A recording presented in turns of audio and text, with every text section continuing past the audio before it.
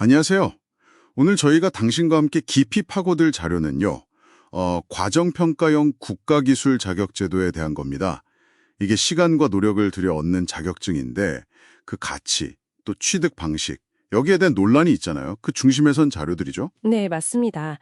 정보가 제시하는 그 청사진하고 또 현장의 생생한 목소리들, 그리고 그 정책 결정 이면의 문제점까지 제공해 주신 자료들을 통해서 좀 다양한 측면을 균형 있게 살펴보려고 합니다.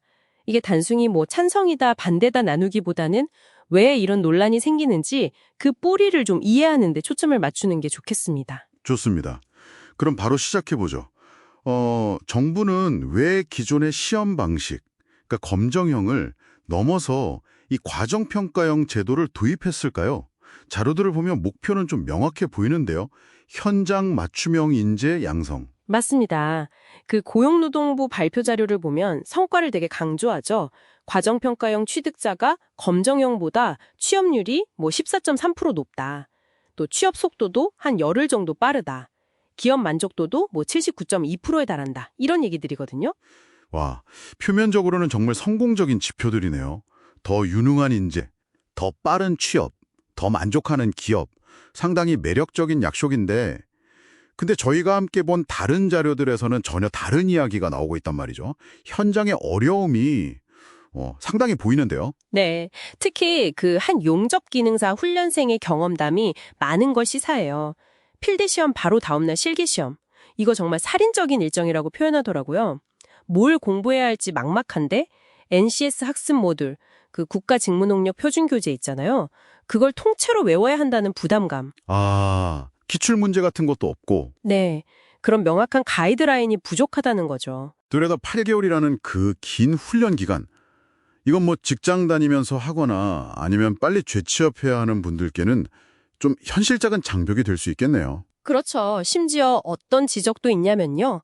훈련 기관이 자격증 취득 그 자체보다는 취업률 실적 때문에 포트폴리오나 자소서 작성에 더 시간을 쓰게 만든다.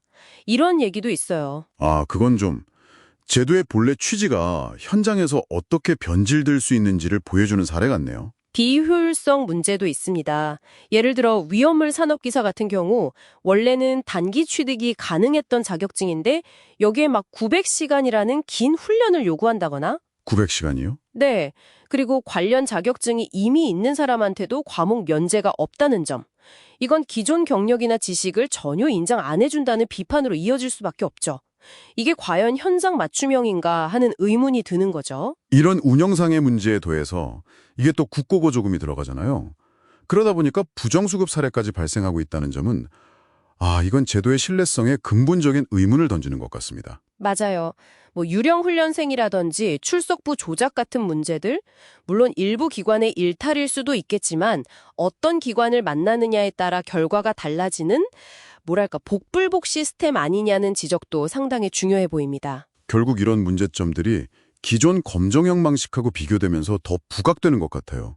취득 과정, 시간, 평가의 객관성, 자료 접견성, 심지어 자격증의 과정평가형이라고 딱 찍히는 것까지요. 네, 그 표기 때문에 온라인에서는 이걸 추노마크라고 부르기도 한다고 하죠. 아, 추노마크요? 네, 한번 낙인 찍히면 지워지지 않는다는 그런 부정적인 의미를 담아서 이 자격증이 기존 자격증보다 좀 낮게 평가받을 수 있다는 우려를 표현하는 거겠죠. 바로 그 지점에서 공정성 논란이 확 커지는 거군요.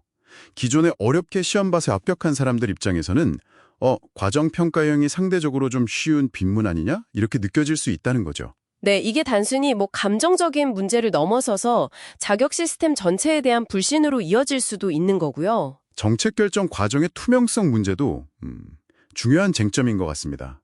지금 의견 수렴이 진행 중인 걸로 아는데 대상이 기관 및 단체로 한정되어 있다는 점? 그렇죠. 그 점 때문에 개인 자격 취득자나 일반 국민 목소리는 좀 배제되는 거 아니냐, 이런 우려가 나오는 거고요. 특히 뭐 대한전기공사협회처럼 제도 운영으로 직접적인 이익을 얻는 단체들 있잖아요. 그런 곳의 의견이 산업계 전체의 요구 이런 식으로 포장될 가능성, 이런 비판도 제기되는 상황입니다. 정리해보면 정부의 현장 실무 능력 강화, 취업률 제고라는 그 긍정적인 목표 이면에는 비효율적인 훈련, 평가의 공정성 시비, 기존 자격 가치 하락 우려, 그리고 편향된 의견 수렴, 이런 만만치 않은 과제들이 놓여 있는 셈이네요. 그렇습니다. 효율과 현장성이라는 가치, 그리고 공정성과 신뢰성이라는 가치가 지금 정면으로 충돌하는 양상이라고 볼 수 있겠죠. 당신이 제공해 주신 자료들을 이렇게 쭉 종합해 볼 때 이 상반된 주장들 사이에서 핵심 딜레마는 결국 이거인 것 같습니다. 과연 그 과정 이수가 실질적인 역량 향상을 담보하는가, 그리고 그 평가가 기존 시험만큼의 공신력을 가질 수 있는가, 바로 이 점이죠. 이 과정평가형 자격증 논란, 이게 단순히 하나의 제도를 평가하는 걸 넘어서는 문제 같아요.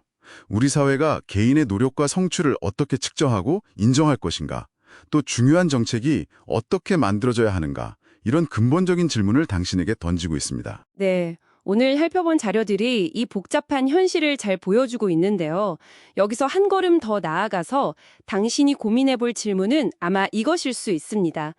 사회가 요구하는 실무 능력 향상과 개인 노력에 대한 공정한 평가, 그 인정 사이에서 국가는 어떻게 최적의 균형점을 찾아야 할까요? 기존의 다양한 학습 경로와 경력을 존중하면서도 시대 변화에 맞는 인재를 효과적으로 길러낼 수 있는 어쩌면 지금과는 다른 더 나은 접근 방식은 없을까요? 오늘 저희의 심층 분석이 당신의 생각에 새로운 질문을 던지는 계기가 되었기를 바랍니다.